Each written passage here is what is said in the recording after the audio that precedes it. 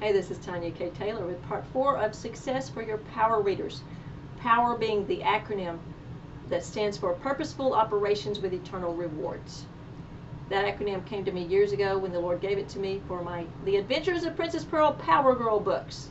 By the way, volumes 1 and 2 are available on Kindle Vella right now, and 3 is in the works, and so are several others. There will be at least 8 in the series. There you go. All right, here's 13, 14, 15, and 16 for part 4 of Success Strategies for Your Power Readers.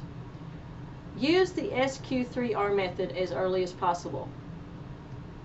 I've used this, was it a second grade? I've used it at least with a third grader from what I remember.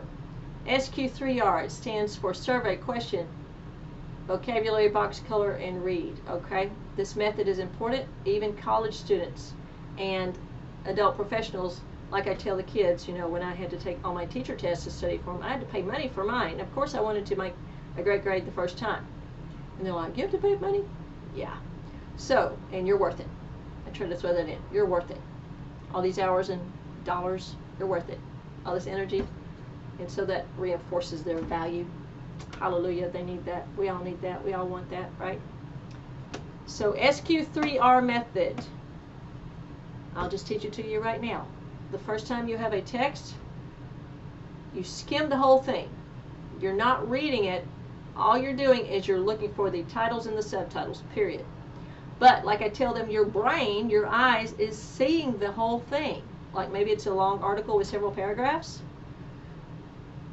Your brain's seeing the whole thing, but you're only registering consciously, looking consciously at the title and subtitles, if there are any. Take notes. You want to take notes. The second time, you're skimming, you're still not reading the text. Now you're ignoring everything except questions, boxes, diagrams, maps, stuff like that, and the text within them and the text under them. Take notes. I even tell my students, you can draw pictures if it helps you in your notes, if it helps you remember, if it's a tag. Of course, I tell them to stay on topic, but we don't know what helps them remember. So as long as they're engaged, everything's cool. Okay, the 3 in SQ3R method of study is look. You're going to scan the text one more time. You're not looking at the title or subtitles. You're not looking at the boxes, diagrams, questions, or anything on the side. You're looking in the text, but only for vocabulary words and terms and phrases. You know how they have on the boxes that pop out in the box to highlight it, or words or phrases in another color, or words and phrases in bold, which are usually vocabulary words. All you're looking for that third time through is that. That's all you let your eyes focus on. You're kind of like a scanner. I tell them, your eyes are going to be like a scanner, okay? Your brain's going to be seeing all this, but you're only going to consciously focus on these things I'm telling you. Then the fourth time through, guess what? If you have time, and of course you're making notes. I tell them to take notes through all of these stages. And I also tell them, very important, you don't have to write your notes in whole sentences. Just write a phrase or abbreviate your words. Don't worry about punctuation or spelling this time. Just write notes so you can remember what you're trying to remember. That's all. The fourth time through, you're actually going to read the text if there's time. And then I tell them about the speed reading thing, where your brain can see all the words on the lines. So all you have to focus on is like start a couple of words over. Don't look at the first word or the last word or two. Go a couple of words in both ways and focus on those. Just read that part. And so of course I tell them, if you feel like you need to read it again, do it. But this is a good method. It's used by many people. I've used it, so that's an excellent thing to teach your power readers. And if they can get it, the earlier they get it, they'll have it all the way through school, high school, college, and beyond. So that was 13. Number 14, while the student reads the text of the poem or the article, whatever it is, be ready to help them right then. If they mispronounce a word, help them right then to pronounce it correctly. Here's what I've discovered. Even though I took the FORT test and passed it the first time, Foundations of Reading test, which is like a national requirement, and things I've learned from training and master's degree and all this, for education is that you should not correct them while they're reading. You should let them read the whole passage and then correct them. That doesn't work very well from my practice with children because they forget. They need, the children I've worked with, which often have been struggling readers that we're making into power readers, they need to hear it right then. So you have to make that choice. But for me, it works effectively to help them right then know how to say it. Because another thing of that is the other students are listening. And besides the fact that they're hearing it be corrected right then as they're, because all the class, as I tell them, they should be put your eyes on the text and follow along, even if you're not reading out loud. Because I may call on you any moment. You need to be engaged.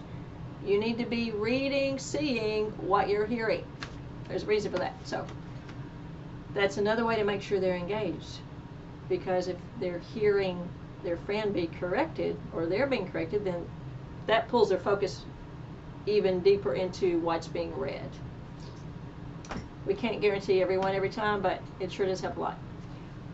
And then you don't forget to go back and help them figure out what the word really should have been. Another strategy, I don't think I even have this written down, but I'm going to throw it in, is online. It's a great thing to be able to underline with the markers in the platform if you have them. The interactive markers, the electronic markers, underline the words as they are mispronounced. That way you can go back. If you don't have time to finish that text or that teaching, you can go back the next day and review. And I like to do that anyway. Even if we finish the whole text, I like to go back the next day as much as possible and review those words that a student or students had a challenge with. So repetition's how we learn, repetition's how we learn, repetition's how we learn, right? That's right. Okay, so number 15. If a student has been reading intensely for several sentences and having a hard time with many words, then that text is probably too hard for them, and it can be discouraging. So if you pick a text that you realize pretty quickly, is too hard for most of the readers, then you need to read it out loud. The teacher needs to read it first. And make sure that the students know where you are. Again, tell them to put their eyes on the text and follow along. And I like to take the electronic marker and make little marks on whatever line I'm on, or at least every other line, to make sure they know where we are. I've had some students read and they forget, even as they're reading, they forget where they are, or they read half a line and skip to the next one. So it's important that you are engaged. You're not on your cell phone, or which you shouldn't have on anyway, or at least not that can interrupt the class. That's just my opinion. It's important that you, the teacher, are very engaged as well. So if your text is too hard, go to a different text or take a brain break.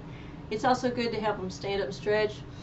If they look sleepy or disengaged or bored or sick or whatever, ask if they're doing okay. Have them stand up and stretch. In fact, I used to let some of my students in public school stand up at their desk as long as they're engaged, not distracting anybody else, not blocking anybody else. You know, if they're all looking at the Chromebooks, let them stand up for a little bit.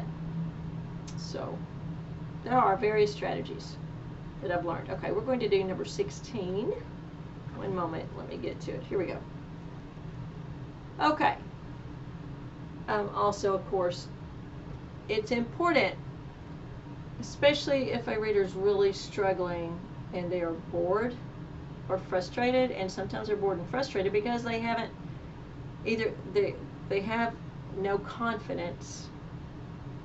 And we all, like I've told many kids, many students, and adults are included in this, the better we are at something, the more we like it, because it's easier and more fun. That's usually the way it goes.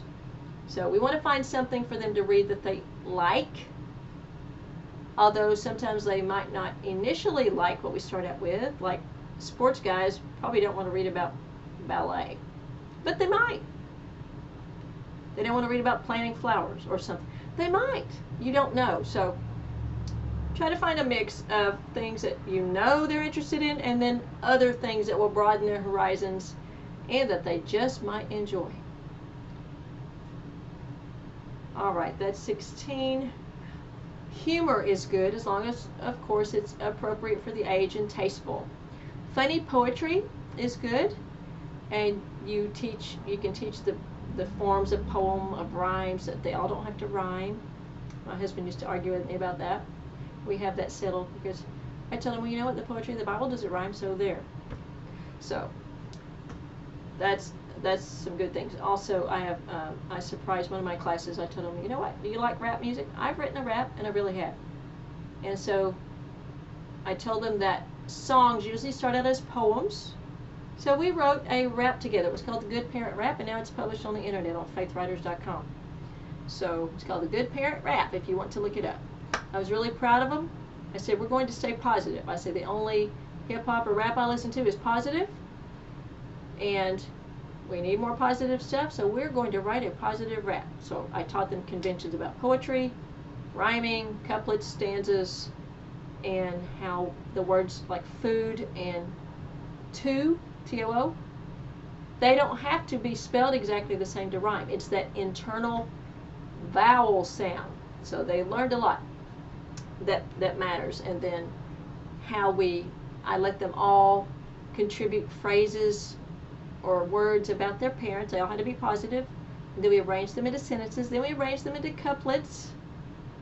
And we read through it 2 or 3 times as a class. And I was so proud of them because a couple especially had suggestions on how we could make it better. So we tweaked it and tweaked it and tweaked it. And it actually didn't take that long, and now they're published all over the world. So let these things work for you and enjoy.